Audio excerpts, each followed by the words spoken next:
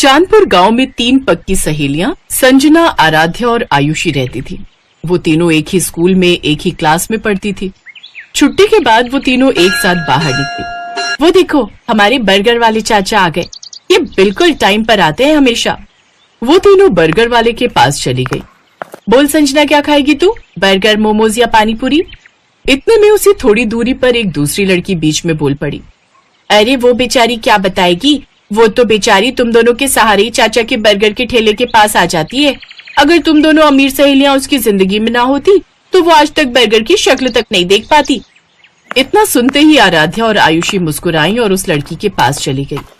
आप दोनों मेरे पास क्यों चली आई? जाओ जाओ, अपनी गरीब सहेली को बर्गर पिज्जा खिलाओ। उसके इतना बोलते ही आराध्या और आयुषी ने उस लड़की को मारना शुरू कर दिया। उन दोनों लड़कियों को रोकते रहे, लेकिन वो लड़कियां नहीं रुकी और उसे मारती रही। तूने ही कहा था ना कि हम दोनों बहुत अमीर हैं। ये ले पैसे, अपना इलाज करा लेना। उम्मीद से ज्यादा ही पैसे हैं ये। आज के बाद हमारी सहेली के खिलाफ किसी ने जरा सा भी कुछ कहा तो उसका अंजाम इससे भी खौफनाक होगा। चल संजना, अब घर चलते हैं। वो तीनों सहेलियां वहां से चली गईं। तभी चाचा ने उस लड़की से कहा, बिटिया, मुझे लगता है कि आज के बाद आप किसी भी गरीब का मजाक नहीं उड़ाओगी। तो इस तरह से उन तीनों की दोस्ती के चर्चे पूरे स्कूल में थे। संजना गरीब जरूर थी, लेकिन आयुषी और आराध्या उसे इस बात का कभी भी मलाल नहीं होने देती थी। रास्ते में, मैं कितनी खुशनसीब हूँ कि मुझे तुम दोनों जैसी सहेलियां मिली। तुम दोनों इतनी ज्यादा अमीर हो, तुम दोनों के पिताजी की खुद की कंपनियां चलती हैं, फिर भी तुम दोनों मुझसे कितना प्यार करती हो। तुम दोनों को तो किसी बड़े अमीरों वाले स्कूल में पढ़ना चाहिए। अगर आगे से खुद को गरीब कहा तो मैं तेरा भी वही हाल करूंगी जो उस लड़की का किया था। तो इस तरह से उन तीनों की दोस्ती चलती रही। दिन बीतते गए और एक दिन संजना के गांव में बहुत भयंकर बाढ़ आ गई। 2-3 दिन संजना स्कूल नहीं आई। एक रोज छुट्टी के समय, आयुषी 3 दिन हो गए संजना स्कूल नहीं आई। चल उसके गांव चलते हैं, कहीं बारिश की वजह से बुखार तो नहीं आ गया। वो दोनों पैदल संजना के गांव की तरफ निकल पड़ी। जैसे ही दोनों संजना के गांव के पास पहुंची, वैसे ही कुछ पुलिस वालों ने दोनों को रोक लिया। कहाँ जा रही हो तुम दोनों? इस गांव में मेरी सहेली रहती है। अब इस गांव में कोई नहीं रहता। 2 दिन पहले इस गांव में भयंकर बाढ़ आई थी, जिससे सारे घर बह गए। बहुत सारे लोगों की तो जाने तक चली गई। जो बच गए वो किसी तरह अपनी जान बचाकर भाग गए। ये सुनकर आराध्या और आयुषी को झटका लगा। पता नहीं बेचारी कहाँ होगी, पता नहीं जिंदा भी होगी या नहीं। ऐसा मत बोल आयुषी, हम जल्द ही उसे ढूंढ निकालेंगे। उन दोनों ने संजना को ढूंढने की खूब कोशिश की, पर वो नहीं मिली। उन दोनों ने संजना के बारे में अपने अपने पिता को भी बताया। उनके पिता ने पुलिस की मदद ली, पर कुछ नहीं पता चला संजना के बारे में। फिर एक रोज स्कूल की तरफ से कहीं टूर जाने वाला था। बच्चों, इस क्लास के सभी लोगों का इस स्कूल में आखिरी साल है। इसके बाद आप सभी कॉलेज में चले जाओगे, तो इस साल को यादगार बनाने के लिए हम सभी टूर पर जाएंगे, वो भी उत्तराखंड की वादियों में। सभी बच्चे खुश हुए, लेकिन आराध्या का मन नहीं था जाने का। आराध्या, चलते हैं ना, हमारा मूड भी थोड़ा बहल जाएगा। आयुषी की जिद करने पर आराध्या मान गई। दोनों ने टूर वाली बात अपने पापा को बताई। तुम लोग इतनी दूर टूर पर जाओ, मैं तुम्हें नहीं रोकूंगा, पर तुम दोनों स्कूल बस में नहीं बल्कि अपनी कार से जाओगी। पंकज हर वक्त तुम दोनों के साथ रहेगा। आयुषी, मैंने आपके डैड से भी बात कर ली है, तुम दोनों मेरी ही कार से जाओगी। ओके? Okay uncle. अगले दिन वो लोग उत्तराखंड पहुंच गए। आयुषी, उस लड़की को देख, वो जो बकरी चरा रही है, ये तो अपनी संजना जैसी लग रही है। वो दोनों उसी लड़की के पास पहुंच गई। वो कोई और नहीं, संजना ही थी। संजना ने उन दोनों को देखा, तीनों का गला भर आया। तीनों बहुत कुछ बोलना चाह रही थी, पर आवाज ही नहीं निकल रही थी। पता है, हमने तुझे कहाँ कहाँ नहीं ढूंढा, अचानक से गायब हो गई तू। सब कुछ बताऊंगी, आओ यही पास में मेरा घर है, चलोगी नहीं? क्यों नहीं चलेंगे? हाँ चल चले। तीनों कार में बैठकर संजना के घर पहुंच गए। उसका घर कुछ खास अच्छा नहीं था। संजना के माता पिता ने खिड़की से ही उस कार को बाहर देख लिया और वो डर गए। ये इतनी बड़ी कार तो हमारे घर की तरफ आ रही है, कहीं ये लोग बैंक की तरफ से तो नहीं आए हैं? इनका आना तो बनता ही है। अगर हम टाइम पर लोन जमा कर देते तो ये लोग नहीं आते। अब ये लोग हमारे घर का सारा सामान उठाकर ले जाएंगे। संजना के पिता ये सब कुछ सोच ही रहे थे कि तभी आयुषी और आराध्या उनके घर आ गई।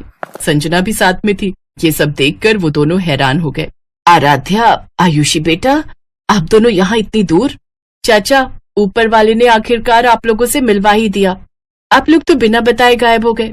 पता है, पापा भी आप लोगों को खूब ढूंढते रहे, पर आप लोग मिले ही नहीं। क्या बताऊं बिटिया, उस भयंकर बाढ़ ने तो हमारे पूरे गांव को ही उजाड़ कर रख दिया। बहुत लोग मारे गए। किसी तरह अपनी जान बचाकर हम लोग भागे। महीनों लग गए रुकने का सहारा ढूंढते ढूंढते। फिर यहां उत्तराखंड में एक दोस्त ने मेरी एक पेट्रोल पंप पर नौकरी लगवा दी। फिर लोन लेकर हमने ये छोटी सी झोपड़ी बना ली है। शकुंतला, मुझे तो यकीन ही नहीं हो रहा है कि जो मैं देख रहा हूं वो सच है या कोई सपना। सही कहा आपने। ये दोनों बहुत बड़े घर की बेटियां हैं, फिर भी हमारी संजना से इन्होंने आज तक दोस्ती नहीं तोड़ी। अगर पूरा देश ऐसा ही हो जाए तो ये देश फिर से महान बन जाएगा। अम्मा, तुम तो जानती हो कि ये दोनों मेरी बचपन की सहेलियां हैं। हम तीनों को पूरा स्कूल जानता था। एक बार तो मुझे किसी ने गरीब कह दिया तो इन दोनों ने उसकी खोपड़ी फोड़ दी। तुम तीनों की दोस्ती देखकर तो मुझे अपना पुराना भारत याद आ गया। अच्छा, तुम तीनों गप्पे मारो, मैं सबके लिए चाय बनाकर लाती हूँ। अरे नहीं अम्मा, आप तो मुझे पाप चढ़ा देंगी। मैं भी चाय बनाकर लाती हूँ, तुम दोनों यहीं बैठो। अम्मा जी, आप दोनों बैठो, आज हम तीनों मिलकर चाय बनाएंगे, फिर आप बताना कि चाय कैसी है। हाँ माँ जी, हम तीनों बेटियों के होते हुए भला आप क्यों चाय बनाएंगी। तो इस तरह संजना, आयुषी और आराध्या किचन में चाय बनाने चली गई। धीरे धीरे शाम हो गई। तो ठीक है संजना, हम दोनों ने अब तुम्हारा घर तो देख ही लिया है, अब हम दोनों आते रहेंगे। मेरा मन तो बहुत कर रहा है कि तुम दोनों आज रात यहीं रुक जाओ, पर चाहकर भी मैं तुम दोनों को अपने घर में नहीं रोक सकती। ना ही मेरे घर में बेड है और ना ही अच्छा बिस्तर, जमीन पर गद्दा बिछाकर सोना होगा। तभी उसकी माँ ने कहा, अरे बेटा, रात होने वाली है, इतनी रात में कहाँ जाओगी। क्यों संजना, मैंने सही कहा ना। अब संजना को मजबूरी में हाँ कहना पड़ा। तभी उन दोनों ने अपने अपने पिता को फोन कर दिया। पापा, यहाँ हमें संजना मिल गई, लेकिन वो लोग जिद कर रहे हैं कि आज रात रुक जाओ, तो क्या मैं रुक सकती हूँ। ठीक है, रुक जाओ।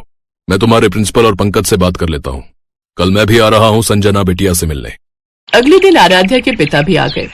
अरे, आप दूसरे के पेट्रोल पंप पर काम करना बंद कर दीजिए। मैंने अपने गांव के पास ही पेट्रोल पंप खोला है, आप लोग वहीं वापस चलिए, क्योंकि वो पेट्रोल पंप आपको ही मैनेज करना है। तो कुछ महीनों बाद वो लोग अपने पुराने गांव वापस आ गए। संजना के पिता पेट्रोल पंप के मैनेजर बन गए, तो संजना की गरीबी भी खत्म हो गई और वो सब खुशी खुशी रहने लगे।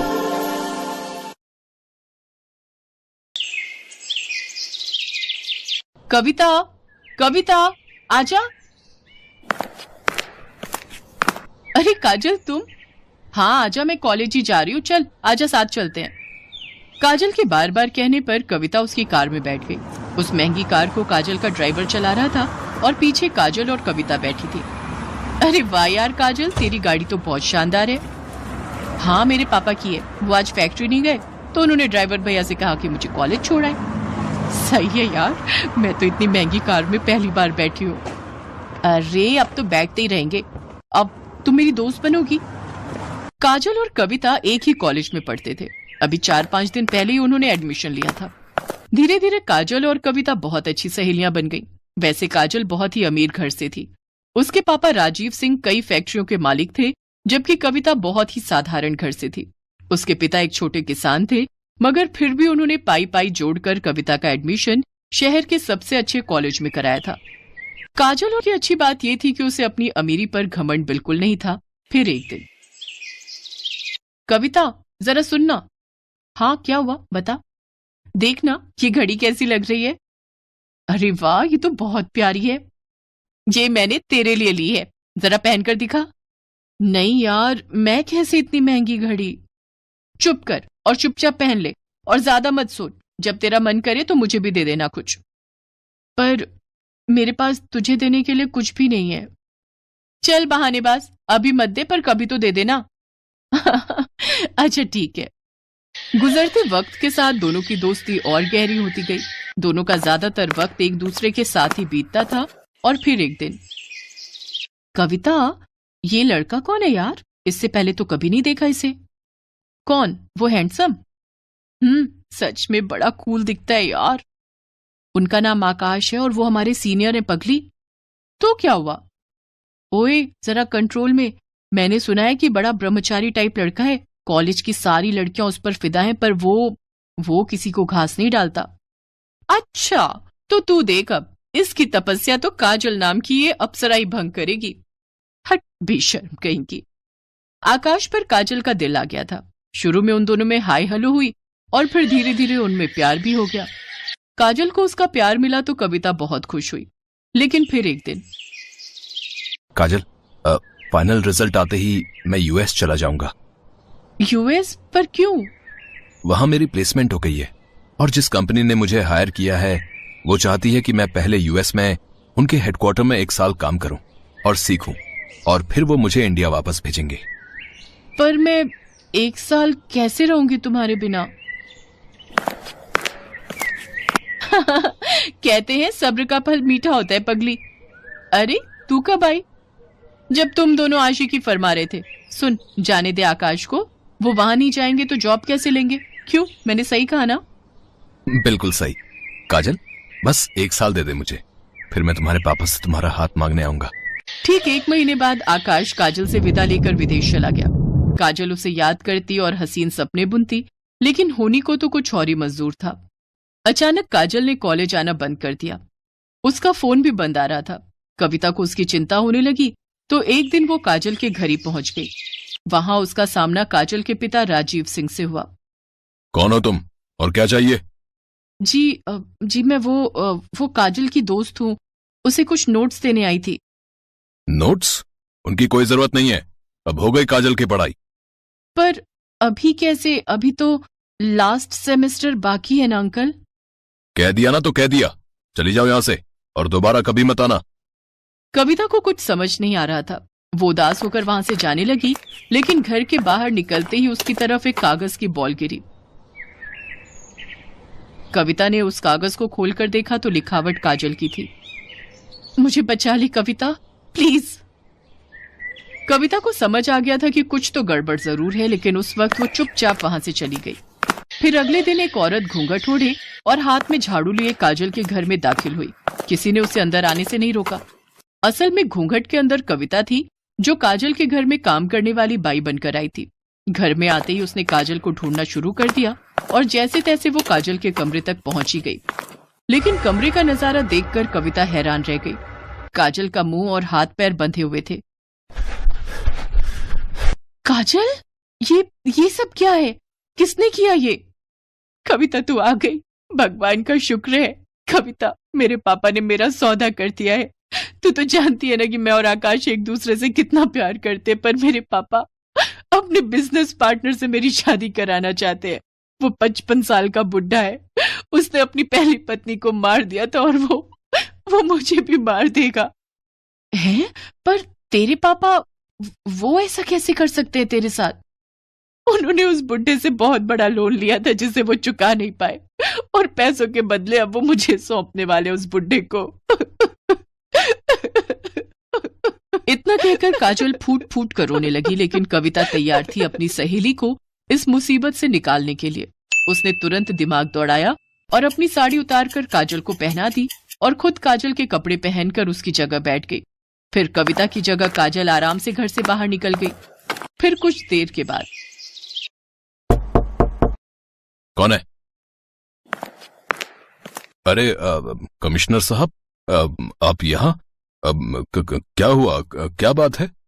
मुझे आपके घर की तलाशी लेनी है। पर तलाशी क्यों? क्योंकि मुझे खबर मिली है कि आपने यहाँ किसी लड़की को कैद करके रखा है। इतना कहकर पुलिस कमिश्नर के साथ आए पुलिस वालों ने घर की तलाशी शुरू कर दी और कुछ ही मिनटों में कविता उनके साथ खड़ी थी। उसके चेहरे पर चोट के कई निशान थे। असल में राजीव को जैसे ही कविता और काजल के प्लान का पता चला तो उसने कविता को ही अपने गुस्से का शिकार बनाया और उसके साथ मारपीट की। लेकिन अब वो अपना किया भुगतने वाला था। पुलिस ने फौरन राजीव को गिरफ्तार कर लिया। उधर आकाश को जैसे ही इन सब की खबर मिली तो वो भागा भागा यूएस से इंडिया आ गया और फिर कविता ने एक मंदिर में आकाश और काजल की शादी कराई। थैंक यू कविता, अगर तुम ना होती तो। अरे ऐसे कैसे नहीं होती मैं? मेरी सहेली को जब भी मेरी जरूरत होगी मैं हमेशा उसके साथ खड़ी रहूंगी। इतना कहकर कविता ने काजल को गले से लगा लिया और काजल बस यही सोच रही थी कि जो तोहफा कविता ने उसे दिया है, क्या वो कभी उसकी बराबरी कर पाएगी।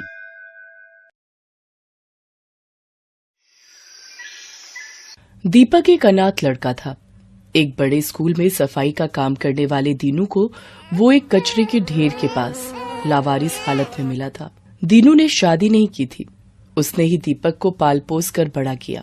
दीनू ने स्कूल के प्रिंसिपल से सिफारिश करके दीपक को क्लास में सीट दिलवा दी ताकि दीपक पढ़ लिख कर बड़ा आदमी बन सके। दीपक अब 9वीं कक्षा में आ गया था और उसके एग्जाम आने वाले थे। दीपक पढ़ने में अच्छा था, उसे अच्छे नंबर लाकर पास होना था। इसलिए दीनू के सो जाने के बाद दीपक रात में स्ट्रीट लैंप से आने वाली रोशनी में पढ़ाई करता था। दीपक की ही क्लास में स्कूल के ट्रस्टी मिस्टर मेहता का बेटा अर्जुन भी पढ़ता था। अर्जुन दीपक से बहुत चिढ़ता था। ट्रस्टी का बेटा है, इसी डर से कुछ टीचर ना चाहते हुए भी अर्जुन की झूठी तारीफ करते थे और दीपक को नीचा दिखाने में अर्जुन का साथ देते थे। सर बताइए, ये रेस किसने जीती है? आप तो अच्छे से जानते हैं ना विनर कौन है। हाँ हाँ दीपक, तुम इस रेस में हार चुके हो। अर्जुन तुमसे पहले ही उस लाइन में पहुंच गया था। देखा, मैं हमेशा जीतूंगा, मुझे कोई नहीं हरा सकता। दीपक मायूस होकर क्लास में आ जाता है। सर, कब तक हम अर्जुन से डरकर उसे झूठा विनर बनाते रहेंगे? मिस नैना, आप तो जानती हैं अर्जुन स्कूल के ट्रस्टी का बेटा है और प्रिंसिपल मैम ने हमें पहले ही ऑर्डर दिया हुआ है कि हमें अर्जुन के साथ बहुत अच्छे से पेश आना है, और फिर अगर हम ऐसा नहीं करेंगे तो हमारी नौकरी पर बात आ जाएगी। पर कब तक हम ये अत्याचार सहन करते रहेंगे? दीपक एक अनाथ गरीब स्टूडेंट है। दीनू काका ने उसे अपने बेटे की तरह पाल पोस कर बड़ा किया है और यहाँ पढ़ा रहे हैं ताकि दीपक बड़ा होकर अपने पैरों पर खड़ा हो सके। पर अर्जुन जैसे बच्चे दीपक जैसे होनहार बच्चों को आगे नहीं बढ़ने देते। फिलहाल तो हम कुछ नहीं कर सकते मिस नैना, हमें सब कुछ वक्त पर छोड़ देना चाहिए। एक दिन दूसरे स्कूल के टीचर प्रिंसिपल के साथ सब बच्चों को मिलने आए और वो दीपक की क्लास में गए। उन्होंने सब बच्चों से कंप्यूटर के कुछ सवाल पूछे, पर सबसे पहले दीपक ही हाथ खड़ा करता था। प्रिंसिपल ने दूसरे स्कूल के टीचर से कहा, अरे नहीं सर, इसे कोई उत्तर नहीं आता होगा। इसके घर तो कंप्यूटर ही नहीं है। ये हमारे स्कूल की सफाई कर्मचारी का बेटा है। उसने बहुत जिद की तो हमने इस अनाथ बच्चे पर मेहरबानी करके स्कूल में सीट दे दी। नहीं सर, मुझे सचमुच इस प्रश्न का उत्तर आता है, मैंने इसके बारे में पढ़ा है। सर, अर्जुन इस प्रश्न का उत्तर जानता है। अर्जुन, इस प्रश्न का उत्तर तुम दोगे। सर, मुझे इस प्रश्न का उत्तर नहीं आता, मैंने इसके बारे में नहीं पढ़ा। सर, मुझे पता है, क्या मैं उत्तर दूं? हाँ बेटा, तुम उत्तर दो। दीपक का उत्तर सही था। दूसरे स्कूल के टीचर के साथ साथ स्कूल के सभी बच्चे दीपक के लिए तालियां बजाते हैं। प्रिंसिपल सर बिल्कुल चुप थे। अर्जुन इस बात में अपना अपमान समझता है और दीपक से बदला लेने की योजना बनाता है। मुझे इस दीपक का कुछ करना ही होगा और मुझे पता है ये इस स्कूल से कैसे निकलेगा। दीपक की परीक्षा आने वाली थी। वो परीक्षा के लिए बहुत मेहनत कर रहा था। अर्जुन स्कूल के गार्ड को धमकाकर अगले दिन होने वाली परीक्षा का पेपर चुरा लेता है और दीपक के स्कूल बैग में रख देता है और जाकर प्रिंसिपल सर को भड़का देता है। आइए सर, मैंने अपनी आंखों से दीपक को कल होने वाले एग्जाम पेपर की चोरी करते देखा है। अगर आपको यकीन नहीं हो रहा तो आप गार्ड से भी पूछ सकते हैं। गार्ड से पूछने की जरूरत नहीं है, अभी हम दीपक का बैग चेक कर लेते हैं। अर्जुन तो पहले ही दीपक के बैग में एग्जाम के पेपर रख चुका था। दीपक के बैग में एग्जाम पेपर मिल जाता है। सर, मुझे नहीं पता ये पेपर मेरे बैग में कैसे आया, मैं इसके बारे में कुछ भी नहीं जानता, मेरा विश्वास कीजिए सर। जाकर दीनू को बुला कर लाओ। हमें इस दीपक जैसे स्टूडेंट को अपने स्कूल में एक सेकंड भी नहीं रखना। अगर ये इस स्कूल में रहा तो हमारे और भी बच्चे चोर बन सकते हैं। सर, मेरा दीपक चोरी नहीं कर सकता, ये ऐसा नहीं है, मेरा विश्वास कीजिए। बाबा, मैंने चोरी नहीं की, मुझे नहीं पता मेरे बैग में ये पेपर कहां से आया। मैं कुछ नहीं सुनूंगा। मैंने तुम पर तरस खाकर कि चलो अनाथ बच्चा पढ़ लिख जाएगा, इसलिए स्कूल में एडमिशन दिया, पर दीनू शायद इस बच्चे में संस्कार नहीं आ पाए। आखिर है तो अनाथ ही, और तुम भी तो मामूली सफाई वाले हो। हमें सब पता है, ये गरीब बच्चे चोर ही बनते हैं। बड़े स्कूल में पढ़ने की इनकी औकात नहीं है। इसे ले जाओ यहां से, वरना मैं पुलिस को बुला लूंगा। दीनू रोता हुआ दीपक को ले जाने लगता है। अर्जुन अपनी मक्कारी पर बहुत खुश था। प्रिंसिपल अपने ऑफिस में आ जाते हैं। तभी वहां मिस नैना आती हैं। उनके साथ स्कूल के ट्रस्टी यानी कि अर्जुन के पिता भी ऑफिस में एंट्री करते हैं। सर, आपको पता भी है आपका बेटा अर्जुन अंधकार के रास्ते पर जा रहा है। आज उसने दीपक जैसे एक होनहार बच्चे पर चोरी का झूठा इल्जाम लगा दिया। मैं चाहती तो अर्जुन को चोरी करते समय भी रंगे हाथों पकड़ सकती थी, पर शायद ये छूट जाता, क्योंकि उसे घमंड है कि वो इस स्कूल के ट्रस्टी का बेटा है। मैंने उसे चोरी करते हुए सारी रिकॉर्डिंग अपने फोन में कर ली। ये देखिए मिस्टर मेहता, आपका बेटा स्कूल में एग्जाम पेपर चोरी कर रहा है। क्या आप चाहते हैं कि वो बुराई के रास्ते पर जाए और एक दिन आपका नाम मिट्टी में मिला दे? मैं चाहूं तो इस वीडियो को पूरे स्कूल में दिखा सकती हूँ, पर आप जानते हैं कि आपकी कितनी बदनामी होगी। आई एम सॉरी मिस नैना, मैं बिल्कुल नहीं जानता था कि मेरा बेटा मेरे नाम का इतना फायदा उठा रहा है। मुझे किसी ने कोई खबर नहीं दी। आप कृपया करके इस वीडियो को किसी को भी ना दिखाएं, नहीं तो मेरे बेटे का भविष्य खराब हो जाएगा। अर्जुन के पिता बहुत दुखी होते हैं। अर्जुन ऑफिस में आता है। वीडियो देखकर वो घबरा जाता है। पापा, मुझसे गलती हो गई। मैं सिर्फ दीपक से बदला लेना चाहता था। पापा, मुझे माफ कर दो। दीपक जैसे होनहार बच्चे पर चोरी का इल्जाम लगाते तुम्हें शर्म नहीं आई है? तुम्हें अपना बेटा कहते हुए मुझे सचमुच बहुत शर्मिंदगी महसूस हो रही है। मैं तुमसे अब कभी भी बात नहीं करूंगा। तुम जैसे चाहो अपनी लाइफ को जी सकते हो। अब तुम्हारी मम्मी और मैं तुमसे कोई मतलब नहीं रखेंगे। नहीं पापा, ऐसा मत करो। मैं आपसे और मम्मी से बहुत प्यार करता हूँ। मुझे माफ कर दो, मुझसे गलती हो गई। गलती तो हम सबसे हुई है। शायद अर्जुन के बिगड़ने में सबसे बड़ा हाथ मेरा है। हमने हमेशा अर्जुन को गलत करने में बढ़ावा दिया। पापा, मुझे बस एक बार माफ कर दो। अगर माफी मांगनी है तो मिस नैना और दीपक से मांगो। अब वही तुम्हें माफ कर सकते हैं। नैना मैम, मुझे माफ कर दीजिए। आप प्लीज ये वीडियो किसी को मत दिखाना। नहीं अर्जुन बेटा, मैं ये वीडियो किसी को नहीं दिखाऊंगी। मैं तुम्हारी गुरु हूं और तुम्हें सही राह पर लाना मेरा फर्ज है। अर्जुन दीपक से माफी मांगता है। दीपक, मुझे माफ कर दे मेरे दोस्त। मैंने तो तुम्हें कब का माफ कर दिया अर्जुन। और दोस्तों को गले लगाते हैं, उनसे माफी नहीं मांगते। इतना कहते ही दीपक अर्जुन को गले से लगा लेता है। उन दोनों को आपस में गले लगता देख स्कूल का सारा स्टाफ और दीनू बहुत खुश होता है।